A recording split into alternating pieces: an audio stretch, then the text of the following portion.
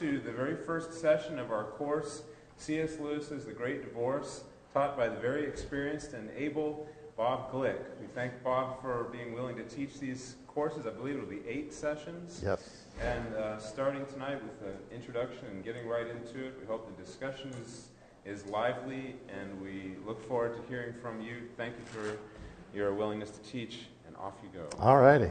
Thank you. Yeah, I really do envision this as any time I teach C.S. Lewis, I envision it as a discussion class. So at any point, in the middle of a sentence, anywhere at all, where you have a question, please, probably shouldn't even raise your hand. I may not see it. I may be in the middle of a rant at that point, but just say, call out my name and entertain the questions. Otherwise, we'll be done in 3 weeks, and we can all do something else. Let's open with prayer. The Lord be with you.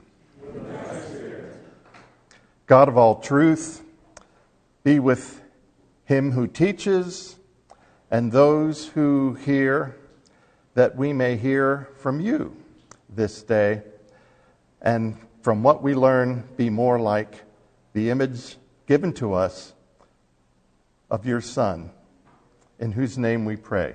Amen. Okay, well, let's get indeed right into it.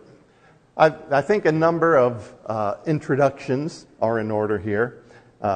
As most of you know, my name is Bob Glick. I have a master's degree in sacred music, and I have a master's degree in divinity. I've spent the most part of my career teaching worship and church music at Erskine Theological Seminary and also at the college there. I am an ordained minister, or was. I guess I'm not anymore. I have seen the light, and I have become an Anglican now. But anyway, I was for a long time. In terms of who I am as a person, what most of you see of me is someone sitting at the organ. So it's clear I'm into music, but I'm also an avid traveler. I love food, making it and eating it. C.S. Lewis, obviously, and the American Civil War. For those of you interested in the war, the picture at the bottom is me at a cannon at Devil's Den at Gettysburg, which is not far from my home. The recent unpleasantness, that's right. So that's me. Now, who is our author, C.S. Lewis? By the way, let me just say, I really don't think we're going to get beyond introductory comments today. There's a lot to say to introduce this book appropriately. Some of you know a lot about Lewis. Others of you may not know much at all. So I'm taking time to fill in a number of things. If you've already read the book, some of this will ring a bell for you as you read, and you might want to refresh yourself over 2 months. As we go along, it will become clearer what we'll be teaching the next week. And as you reread some of those portions, some of the main themes from Lewis and a little bit about the way he has structured this book will help you immensely. So, Clive Staples Lewis. He decided when he was about 4 years old that he was only going to answer to Jaxie. And so from that point on in his life, he was known as Jaxie, and as he got older, Jack. But the CS stands for Clive Staples. He spent most of his career teaching medieval and Renaissance English literature at Oxford University. And then later in his career, much later in his career, he was hired at Cambridge University, where he taught exactly the same thing. Lewis spent his first 30 years as somewhere between an agnostic and an atheist. And at the age of 31, he converted to theism and started to accept the existence of a personal God. And then 2 years later, was fully converted to the Christian faith. He was close friends with a number of authors whom you may know, particularly J.R.R. Tolkien of the Hobbit fame. And matter of fact, it was J.R.R. Tolkien and one or two others who were very instrumental in long conversations in bringing C.S. Lewis to the faith. Now, Lewis wrote The Great Divorce in April of 1945. So that means this is written by an Englishman during the closing months of World War II. So if you can imagine what it was like living in England in 1945, that will give you some insights in how to interpret this book. Once Lewis converted to Christianity, he wasted no time in starting to write books about the Christian faith. I think he was something like the Apostle Paul, who had a dramatic conversion in the middle of his life, and then the scriptures tell us he went off to Arabia for a number of years, and I think at that time he did a lot of praying and a lot of studying, so that when he started his ministry, he had a good background in not only Judaism, but the Christian faith. Some of the books, and it's, of course, just some that are listed here. I'll just say a word about the ones that are here, starting at the bottom left, Reflections on the Psalms.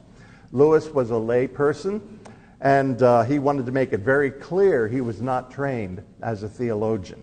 And he was sensitive about that because he knew he was writing books about the Christian faith that dealt with theology, and he wanted to make it clear he was speaking as one layman to another. And so he titles this book Reflections on the Psalms rather than Teachings. So he feels he's one layperson sharing with somebody else his own thoughts as he reads some of the Psalms.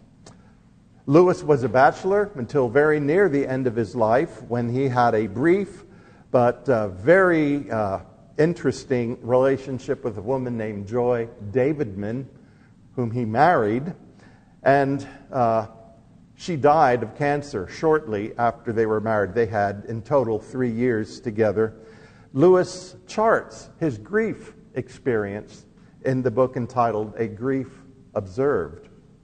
And I might say one of the best preparations I know of for any person, probably best before they're having to deal with grief, but even in the midst of grief, is to see how a man such as C.S. Lewis struggled, and I mean struggled, over the death of his wife. Pilgrim's Regress is a retaking of Pilgrim's Progress, a book I'm sure you all have heard. And Lewis does exactly the opposite of what Bunyan does in Pilgrim's Progress. He traces how, as a young person who was raised in the church and was a praying youngster, how he gradually got farther and farther away from the Christian faith until finally he was brought, as it says in another one of his books, kicking and screaming back into the Christian fold again. Mere Christianity is, of course, a classic which has been responsible for bringing many non-believers into the faith. I might say about Mere Christianity, I'm not asking how many of you have read all these books, but I know many of you have had occasion to read some, if not all of these. The first book, it's actually a number of books put together that were originally radio broadcasts. And the first, he's trying to prove the existence of God. And I think for many people, it puts them off to finishing the rest of the book, because the rest of the book is supremely practical about issues and experiences in Christianity.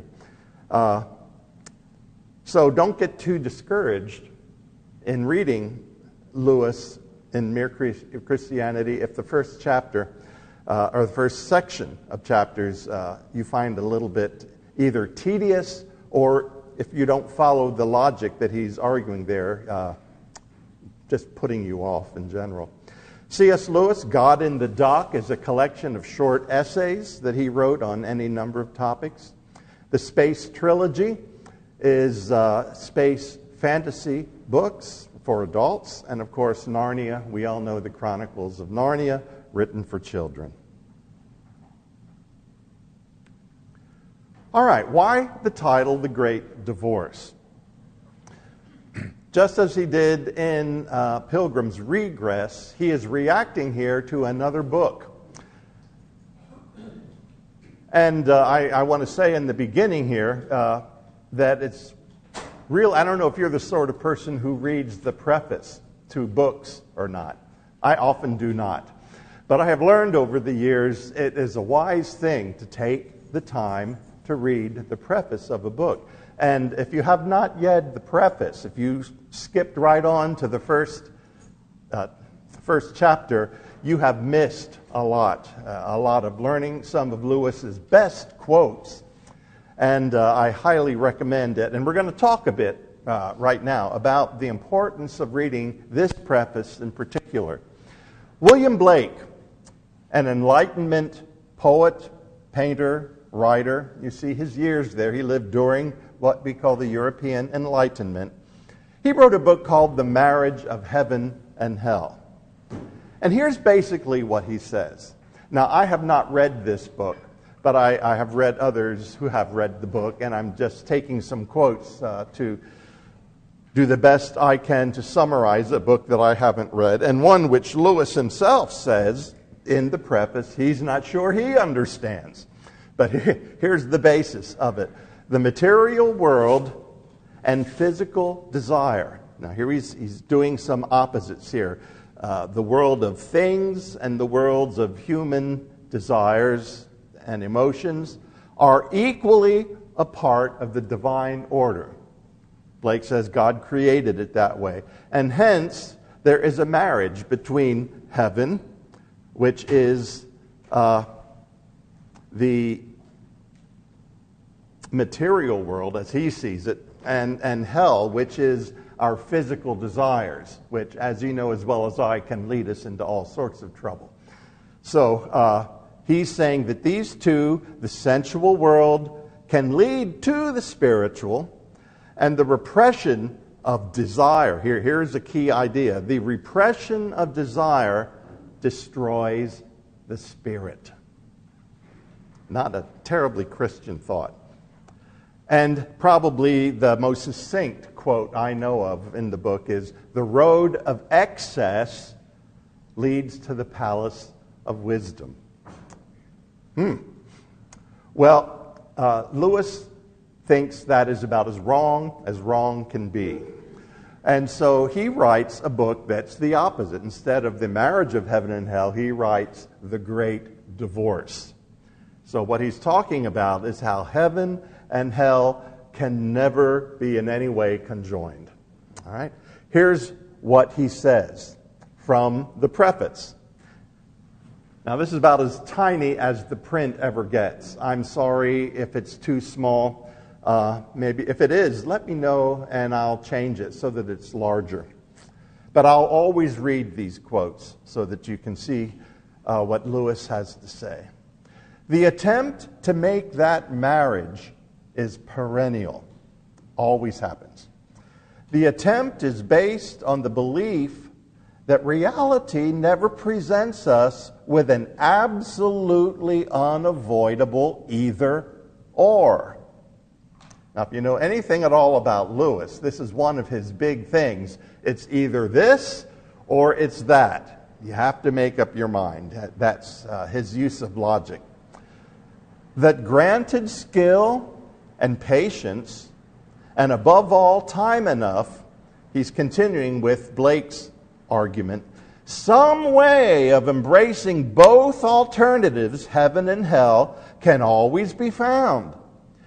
That mere development or adjustment or refinement will somehow turn evil to good without our being called on for a final and total rejection of anything we should like to retain. This belief I take to be a disastrous error. Now, if you're having a little trouble taking that whole train of thought in there, read the preface, and you can read it and digest it at your own level. He continues, if we insist on keeping hell, or even earth, we shall not see heaven. If we accept heaven, we shall not be able to retain even the smallest and most intimate souvenirs of hell. Now, we could talk for a few weeks on just that, but frankly, we will be as we deal with the book, because he's reacting to this very way of thinking. Then he makes one of the best quotes I've ever heard from Lewis, and it has changed my life. I believe, Lewis says, to be sure, that any man who reaches heaven will find that what he abandoned, even in plucking out his right eye, was precisely nothing. That the kernel of what he was really seeking, even in his most depraved wishes, will be there, beyond expectation, waiting for him in the high countries. And if you've read the Chronicles of Narnia, you know about the high countries. It's his way of referring to heaven. A very rural concept of heaven, Lewis says. Now I'm going to read that again. I believe, to be sure, that any man who reaches heaven will find that what he abandoned, even in plucking out his right eye, was precisely nothing. He abandoned nothing. That the kernel of what he was really seeking, even his most depraved wishes, they'll be there, beyond all expectation, waiting for him in heaven, in the high countries. We will talk a lot more about that quote as he continues to develop that idea throughout the book. Any thoughts or questions at this point? Yes, sir. When Blake, this is William Blake? Yes, sir. When he speaks of excess, could it mean an excess of learning that brings you to the palace of wisdom? What does he mean when he says excess? I think he's thinking more, and again, I really shouldn't answer the question at all because I haven't read the book. But my guess is, based on Lewis's reaction, he's talking about human desires, primarily. Lusts, broadly speaking. All right, let's push on. As Lewis does, continuing still in the preface. Earth, I think, will not be found by anyone to be in the end a very distinct place. I think earth, if chosen instead of heaven, will turn out to have been, all along, only a region in hell. And earth, if put second to heaven, to have been from the beginning a part of heaven itself. Okay? All right. Another insight about this book before we get started, which if you haven't, it hasn't come to your mind yet, it will change the way you look at the book. He says at the end of the preface, I beg readers to remember that this is a fantasy, meaning the whole book. It is, of course, or I intended it to have, a moral. But the transmortal conditions are solely an imaginative supposal. They are not even a guess or a speculation at what may actually await us. The last thing I wish is to arouse factual curiosity about the details of the afterworld. So, if in reading The Great Divorce, you're thinking Lewis is saying this is what heaven is really like, you need to erase that idea from your thinking right from the start. He's spinning a story. And as if that's not enough, to make sure, once you get into reading the book, the third last paragraph says this, and if ye come to tell of what ye have seen, make it plain that it was but a dream. See ye make it very plain. Give no poor fool the pretext to think ye are claiming knowledge of what no mortal knows. Lewis does a lot of speculation about the life to come. But he nowhere says, I know that this is what it's going to be like. He's simply inviting you into his imagination. All right, so what's the book about? Here's a synopsis. Some residents of hell choose to take an outing on a flying bus to the outskirts of heaven. They never get into heaven, but they do get into the suburbs, as it were, or the outskirts. I shouldn't say suburbs because it's all very rural, so it's where they end up going, as you know if you've read. There they find a sharp and for them unpleasant contrast to what they're used to in hell. They are met by redeemed people they knew on earth. These bright ones try ever so patiently to help the visitors see what they chose to be blind to while on earth and remain blind to in hell. The entire book is a recounting of a dream had by the narrator, who overhears a number of these encounters, each focusing on a particular form of sinful attitude and behavior. The blind shadows remain largely unconvinced, preferring hell. They re-enter the bus and presumably return to hell.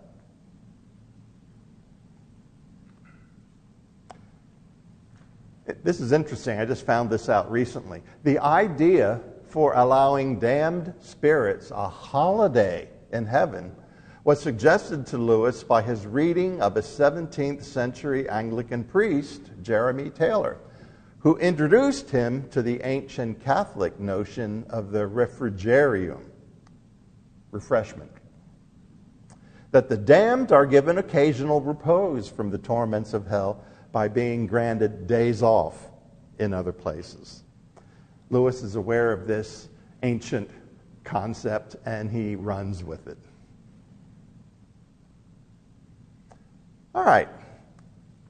The Great Divorce is short, as you know, as you can see, and it's easy to read.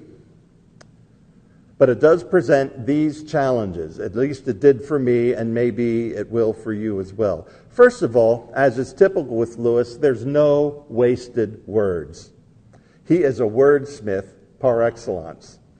And there's no empty dialogue with Lewis, hardly ever. Practically every paragraph has some theological meaning.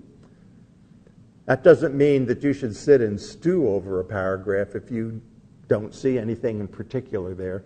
The theological meaning is not always profound, but you have to take every sentence Lewis writes seriously. It's a short book, so you can afford to do that. Read slowly. It may take a second or third reading to mine the gold, because there's probably gold there to be mined.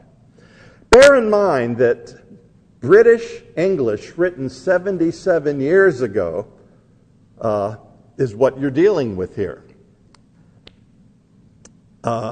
American English 77 years ago is not quite the way it is today. You know how the English language keeps morphing into something else. It was true in England too. And there's some Scottish brogue in as well, as we will see. Here's an example that I found on the very first page. Lewis writes, I found hoardings from which posters hung in rags. Well, for me, hoarding is trying to get a lot of things like that, and that didn't make any sense, so I had to look it up. Turns out hoarding is a temporary fence around a building project. How many of you knew that? Well, all right. So there are words like that throughout the book. You might want to, I was about to say keep a dictionary, but this gets you just fine. So then finally, it takes some theological and psychological insight to truly understand each visitor's point of blindness and rebellion. I don't know that I've done a very good job figuring out what the real problem is with a lot of these people. And here's where I'm really hoping for some discussion. I can share with you what I see, but I am sure I'm not seeing everything that's going on here, either theologically or especially psychologically. What makes these people from hell so blind? Where exactly is the roadblock? You can just simply say, well, it's sin. Well, yes, it is, but if you want to unpack that to be helpful to somebody, you just can't tell them you're a sinner. You need to repent. You know, if you're going to really help these people, Lewis, in the substance of this book, does his best to help these people. You may approach it a different way. You may have insights that he doesn't and that I don't. And I'm hoping you do. All right. The Centrality of George MacDonald. How many of you have heard of George MacDonald? Not bad. Maybe almost half the group. You will certainly have heard of him by the time this book is over. You see his years there, 1824 to 1905. He is central to the second half of the Great Divorce, and he is central to virtually every theological book C.S. Lewis ever writes. He's a Scottish author, he's a poet, and for a short time was a Christian minister until he was defrocked. That didn't last long, actually. He wrote 42 novels, 14 books of poetry, 13 nonfiction works. He's a pioneering figure in the field of modern fantasy literature and the mentor of fellow writer Lewis Carroll, who wrote Alice in Wonderland. Yeah. In addition to his fairy tales, MacDonald wrote several works of Christian theology, including several collections of sermons. His writings have been cited as a major literary influence by many notable authors, including Lewis. Look at this list: Lewis Carroll, W.H. Auden, Mark Twain, G.K. Chesterton, C.S. Lewis, J.R.R. Tolkien, and Madeleine L'Engle. In 1916, C.S. Lewis is 18 years old and still an atheist. He bought and read MacDonald's Phantastes, a fairy romance for men and women. He writes in his autobiography, Surprised by Joy, "That night, my imagination was, in a certain sense, baptized. The rest of me, not unnaturally, took longer." And he writes, he actually collects MacDonald's writings and creates an anthology of his own. And in that anthology, in the preface again, he says, "I regard him as my master. Indeed, I fancy I have never written a book in which I did not quote from him. He baptized my imagination." So, maybe a little bit after halfway through the book, if you haven't already read it, you're going to run into George MacDonald. And he's going to be the mentor for the narrator of this book. Now, I've read a lot of his works, and Lewis said he is a second-rate author, not a good writer, but his ability to write in the style of fantasy is profoundly good. And because of his Christian beliefs connected to his ability to write these fantasies, he really is in the lineup of the people that we've talked there. And all Lewis's fantasy writing and J.R.R. Tolkien's, he's one of these unknown people that has, through Tolkien and Lewis, a much more profound effect on us than we would realize. Okay, main themes in The Great Divorce.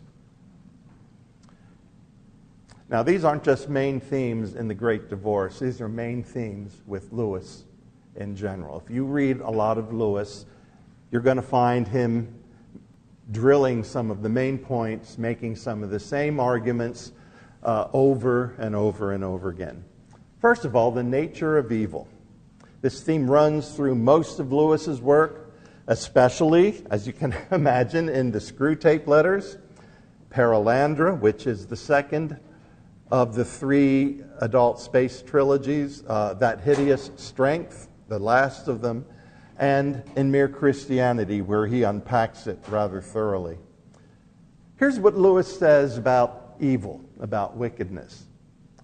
Wickedness, this is in Mere Christianity, when you examine it, turns out to be the pursuit of some good in the wrong way. Goodness is, so to speak, itself. Badness is only spoiled goodness. Evil is a parasite, not an original thing. Screwtape Letters. Satan has yet to create an original sin. All he can do is pervert some part of God's good creation. Now, it's an interesting thing for you to think of as many bad things as you can think of and ask yourself, in what way is this a perversion of some good thing? Start at the bottom of the list. Start with Hitler. I don't know if you know the name R.C. Sproul. He's a well-known theologian in the Reformed Presbyterian tradition. He, I think, had been reading Lewis too, because in his larger quote here, he really echoes Lewis's thought very profoundly, but in more depth. Evil is a parasite. It depends on good for its very being and power.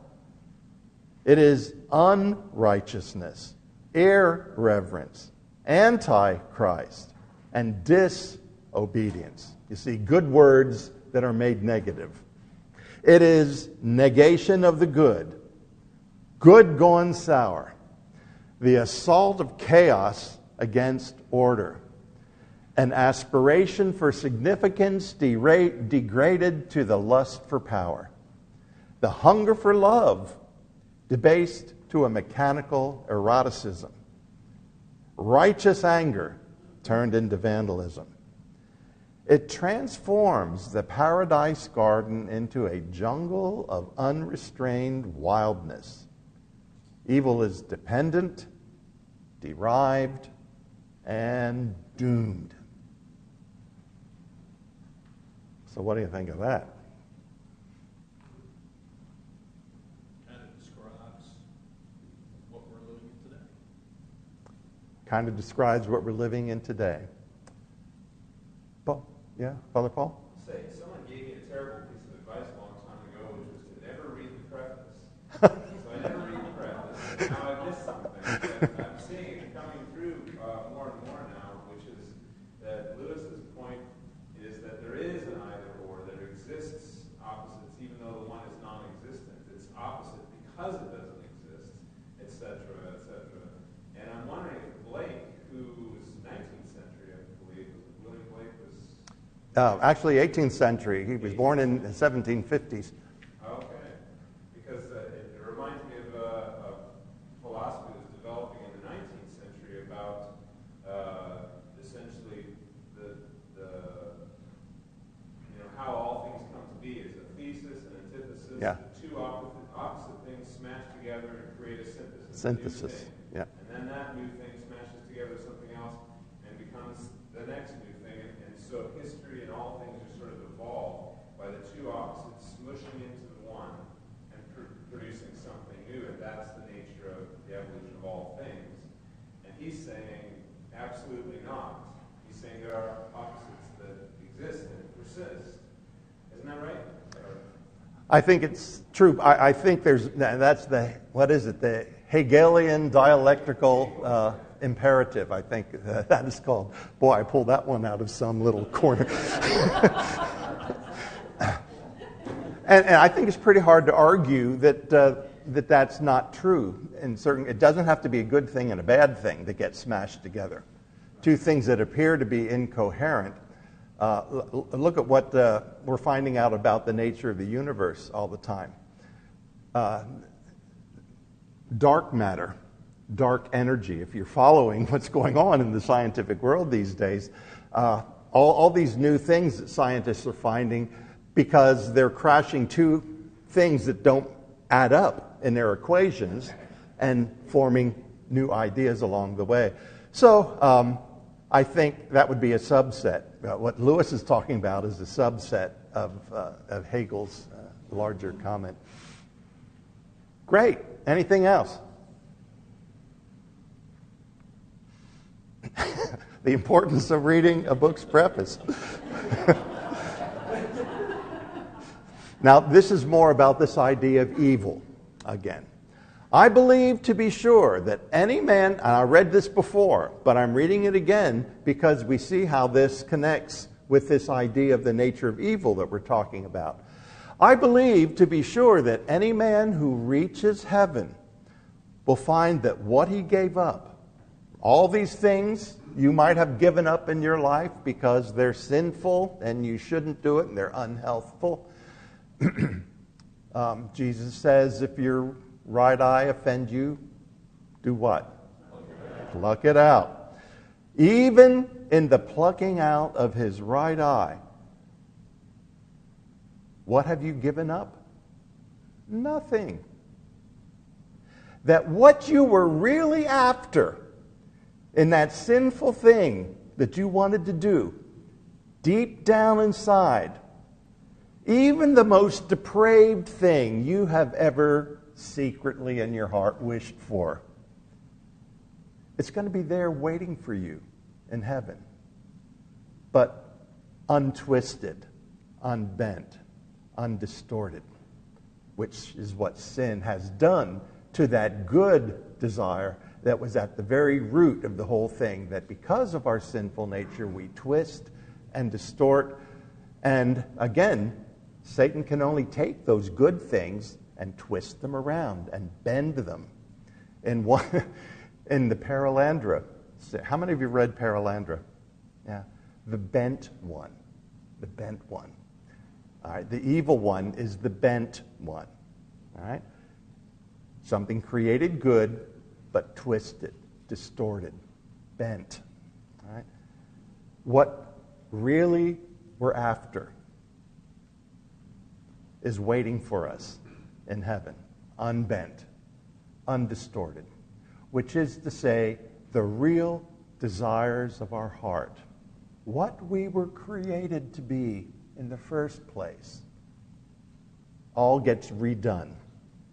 You know, paradise was perfect when God created the world.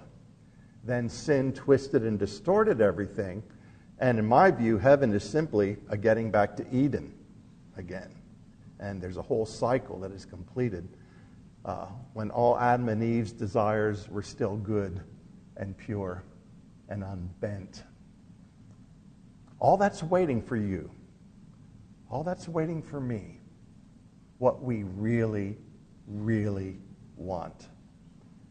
And we needn't fear that there's anything wrong with that. It's what makes heaven joyful. Beautiful insights. Yes? I think as Americans in the 21st century, we would say, instead of precisely nothing, we would say was of no value. Lewis is going to go further than that, Jack. If you want to use New Testament language, the New Testament would say was dung. Mm-hmm. But dung is something. It's not a perversion of, well, I guess it is a perversion of something good, dung. But Lewis's point is evil has no substance whatsoever. Yeah. All he can do is take a good thing and twist it and distort it. Bob? Yes. Would that be like everything he touches is a counterfeit? He twists, he counterfeits. And if you look at Halloween, for instance, Father Paul was referring to this recently. Look at Halloween. Look at Marty Gras. Ah, yes. These perversions of the good thing that is to be celebrated. Yeah. That's very good. That's very good. I'm smiling because I was taken back to a Lutheran church. I served as minister of music, and I found this little cartoon that I put up on the bulletin board.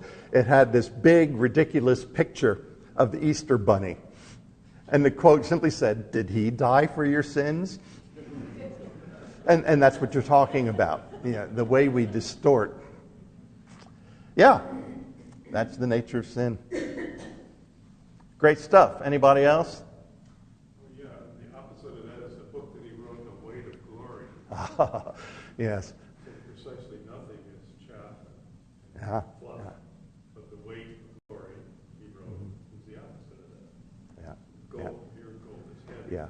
Yes. Yeah. Lewis is in that book. What a fine sermon! It's another one you don't just read through casually, but the weight of glory.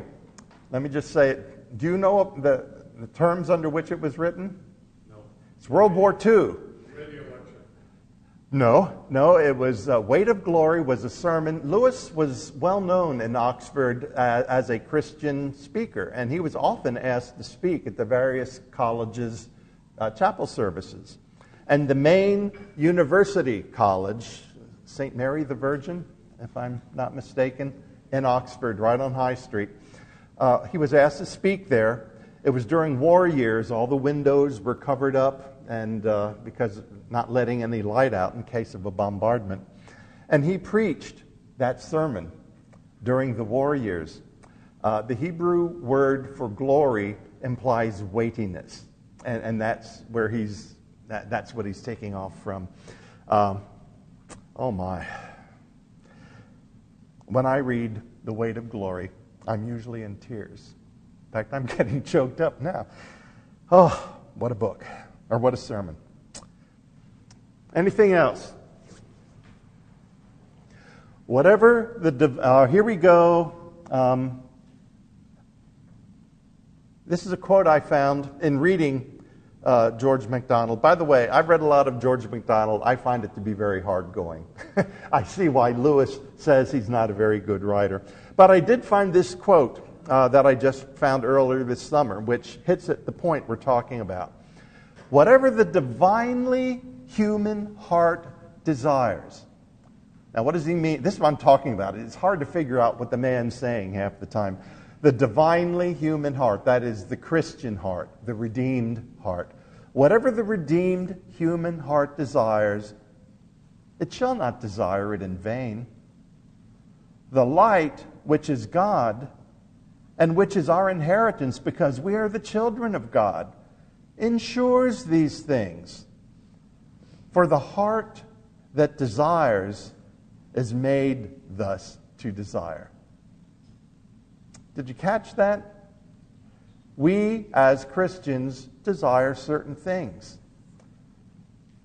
The basic impulse, as we are Christians, led by the Spirit, the basic, down, foundational impulse is for something good. And the heart that desires is made to desire. Somebody made us desire that. All right? And it is God who, making us as individuals, has placed those good desires in us. They're what drive us to be what God created us to be, each uniquely. Your desires, a little different from mine, different from somebody else's. But again, the main idea is what's at the root down there, and what gets untwisted and unbent is a good thing that God put there. I thought that was very much to the point in what we're talking about. All right, that's the first theme, and we'll find it coming back to us over and over again as we read. Here's the second theme, which is kind of the opposite of the first theme.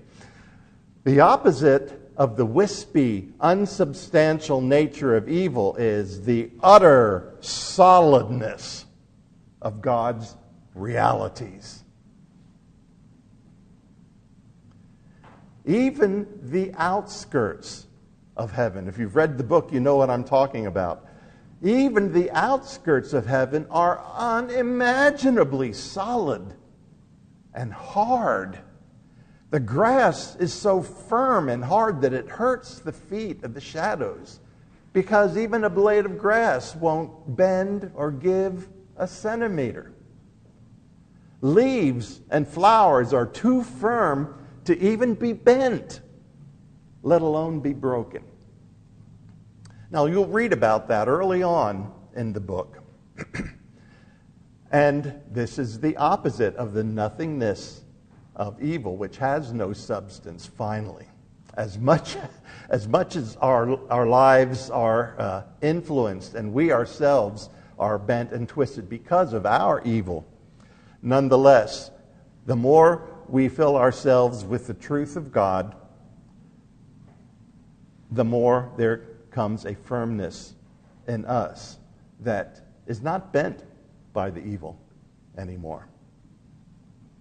Took me a while to find a picture, but I thought that picture of a flower, obviously made out of metal, if you can imagine stepping on that, or a blade of grass that's sharp and pointed, that's what you will encounter as you read, if you haven't already.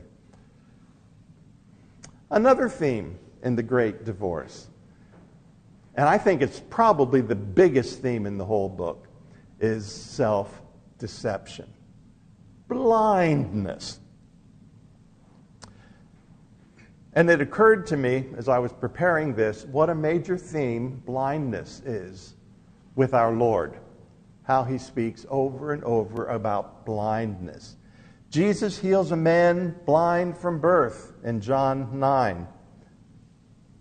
And here's what the blind man says.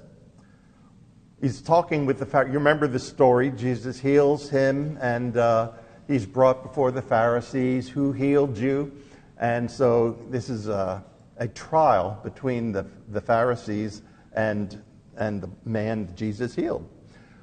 The blind man, once blind man, says, "We know that God spoke to Moses." No, this would be the Jews speaking first, wouldn't it? "We know that God spoke to Moses, but as for this fellow, we don't even know where he comes from. We know this man is a sinner." The man answered, "Now that is remarkable. You don't know where he comes from. Yet he opened my eyes. We know that God does not listen to sinners. Nobody has ever heard of opening the eyes of a man born blind. If this man were not from God, he could do nothing." To this they replied, "You are steeped in sin at birth. How dare you lecture us?" And they threw him out. Look at all the places in the Bible where blindness is mentioned. I think it becomes a metaphor for the human situation. John 3:19. This is the verdict. Light has come into the world, but men love darkness instead of the light because their deeds are evil. Everyone who does evil, what? Hates the light. What did they do to Jesus? The light of the world? Hatred. They killed him. Anyone who does evil hates the light and will not, notice that, will not, a choice, will not come to the light. Why? For fear that his deeds will be exposed. Matthew 15:14. They're blind guides, Jesus says. If a blind man leads a blind man, they'll both fall into a pit. Matthew 23, woe to you, Jesus says to the Pharisees, blind guides. Mark 8. Then his eyes were opened, his sight was restored, and he saw everything clearly. Luke 4. He has sent me, Jesus says, to proclaim recovery of sight to the blind. Why is it Jesus healed all these people? Why do you think the writers in the New Testament so often chose blindness? The miracles of Jesus that involve blindness in the Bible. I'm sure there were many other miracles the writers could have included. And notice we've got Luke here, we've got Mark, we've got Matthew, we've got John. So all the gospel writers are focusing on this blindness theme. What do we find out about the disciples? They don't get it. They remain blind. They're always scratching their heads, trying to figure out what Jesus is doing. All right, here's a quote from Fyodor Dostoevsky, which I thought was interesting. Above all, he says, don't lie to yourself. The man who lies to himself and listens to his own lie comes to a point that he cannot distinguish the truth within him or around him, and so loses all respect for himself and for others. And having no respect, he ceases to love. The blindfold of self-deception. Pay attention as you read through this book. In what way are these individuals blind? In what way have they been so blind so long that they have deceived themselves and they can't even see the truth anymore? Or, as Jesus suggests, people who are so comfortable in their sin that they will not come to the light. No, they'll get back in that bus and they'll go back to hell feeling completely self-justified. Blindness. That's you, my friend. That's me. We're redeemed Christians. I hope we all are in here. But we're still blind. And I think one of the benefits of age, I turned 70 recently, is the older I get, the more blind I see that I am. The more I see I've been wrong about so many things I thought I was pretty sure about.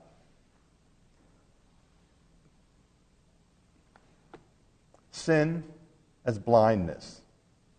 Notice about how almost none of these shadowy ones see the wisdom that the bright ones are presenting to them. Now keep all of this in mind as you read or reread chapter 1, Lewis's dream about hell. And we'll start next week with that first chapter, when Lewis takes on the role of an observer who somehow ends up in hell and decides to go on the trip. Now, in the beginning of the book, Lewis doesn't, the way it starts, it's like he's not been in hell before. So my assumption is Lewis places himself there as somehow a person who was not in hell. But again, remember, it's a dream, and I think that's Lewis's way out of that. He just, as the dreamer in this dream, this is what he is observing while the dream is going on. That's probably the best way to talk about it.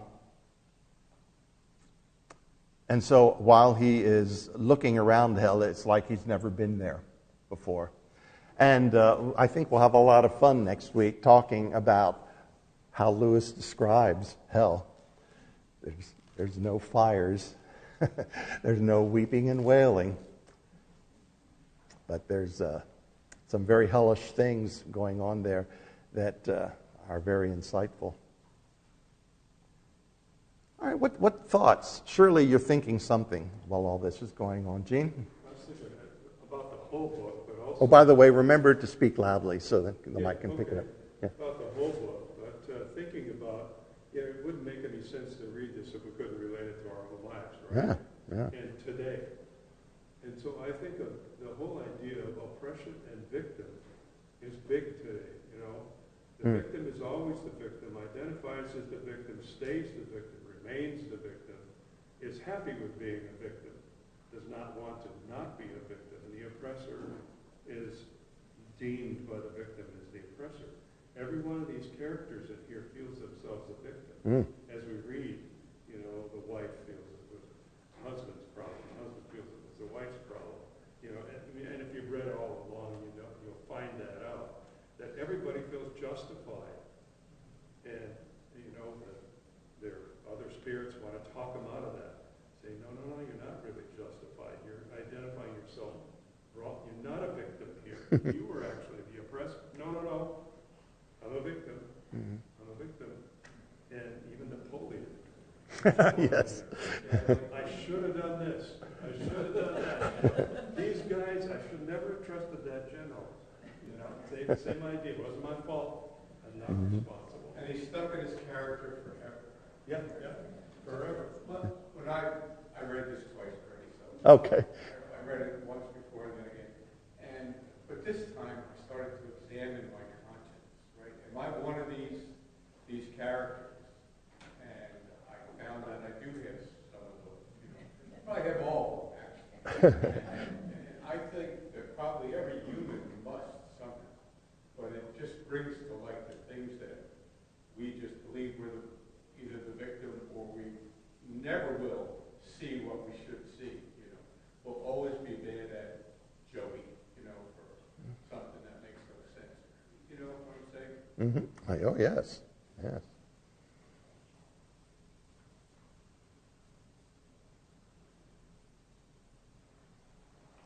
It's kind of a morality play in the end where the everyman walks through and he sees all of the different circumstances. And you're supposed to recognize yourself in two or three of them and say, oh my goodness, this woman is grieving, can't not grieve. And that's a little bit like me. Or this woman or this man who's afraid can't not be afraid. He actually prefers to be afraid. And you're supposed to read it and say, that is fun because that's, you share characteristics with it. It's not meant to be, somebody else's pride. And you're supposed to read it and go, oh shoot, I do kind of prefer this in some ways. And the idea of being a permanent victim and remaining a victim, or being permanently fearful and remaining fearful and feeling dang justified in my fearfulness because look at the world, and he's commenting on all that and saying that would be foolish one day. You'll see how that's foolish. And when you see it, you should repent of it and take the real over the false. And I think this is a neat cautionary tale because it's telling you to do it now. Don't wait until you have to take a bus from hell to heaven. Do it now. Well, I think along that same idea is that these people who are in hell don't feel they've sinned. They're not responsible for it. I didn't sin. I'm not sinning. I don't need to repent. I'm happy down here being what I am. Or at least I'm not worse than anybody else. I kind of meant was, that's what I saw, and I could see some of that myself. And then you never, because of the way you're looking at it, you never ask Jesus, God, for forgiveness of your sin. Because you can't even, you're so blinded by what you're doing, you don't even have the good sense to say, oh, this is wrong. I have to repent, I have to ask for forgiveness. I kind of saw in myself, I'm sure no one else did.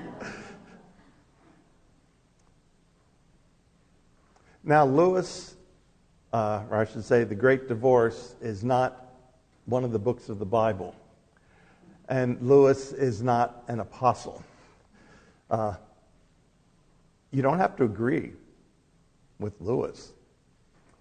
He could be wrong about some of these things. Did anything so far, even something you may have read farther on in the book, but something that we might want to keep in mind for later, something that just sent up a red flag for you? This isn't biblical. This is not godly. This is not healthy.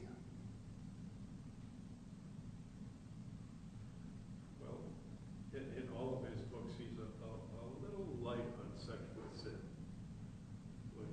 Especially he talks in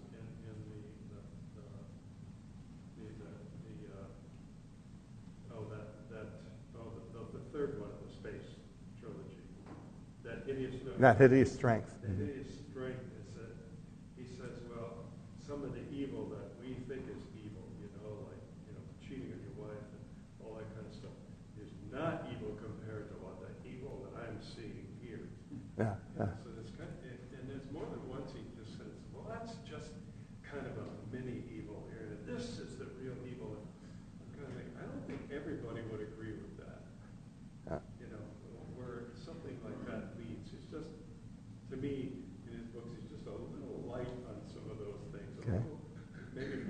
forgiving than Mcdonald would have been. Okay. All right. What about this idea of the nothingness of evil? Does that ring true for you? Yeah. The nihilism that you see, for instance, in 20th century art, where they're running away from form to formlessness, there's that ephemeral, can't grab it, it's that lack of solidity that it's really untangible and erasing the lines between substance and nothingness. Yeah. Well, I see our time is up. I would love to carry further with that, Mark, because there's some good thoughts there. I'm wondering if you see that in any way as a twisting, a distortion of something good, as Lewis talks about it. But we'll have to save that for another time. Thank you for coming out today and for taking part. And Lord be with you. We'll see you next week.